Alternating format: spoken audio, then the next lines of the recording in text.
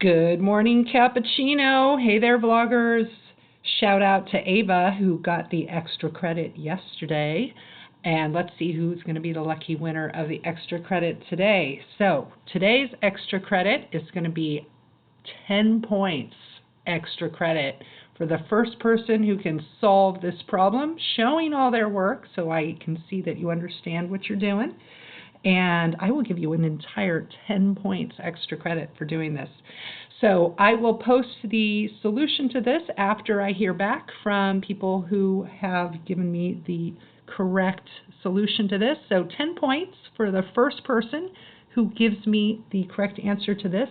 If no one can figure it out, if nobody gets the correct solution, then I will give 5 points extra credit to the person who gets the closest, okay, shows me the most correct amount of work. Now, this problem is not that difficult, but let's just go through it real quick. A player rolls a 4-sided biased die. So what does that mean? Most die have 6 sides. Okay, when you're playing dice, you usually play with a 6-sided cube, and you know what that looks like. But this is a die that only has 4 sides, so you can think it kind of looks more like a little pyramid sort of. And it's biased, which means that there's a weight inside of it that causes it to land on one side more than another. So here we can see these are the possible outcomes. It can land on a 1, 2, 3, or 4. The chance of it landing on a 1 is 1 out of 3. And the chance of it landing on a 2 is 1 out of 4. The chance of it landing on a 4 is 1 out of 5. And we don't know what the chance is of landing on a 3. So hint, solve for K. All right, so you were doing this in class last week when we first introduced probability distributions, so you should know how to do this.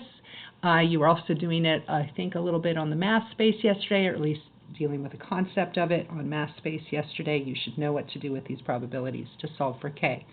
All right, then the second part, once you know what K is, find the probability of rolling twice and getting a sum of 4. So you're going to roll the die 2 times in a row, and you're trying to get those 2 rolls to add up to 4.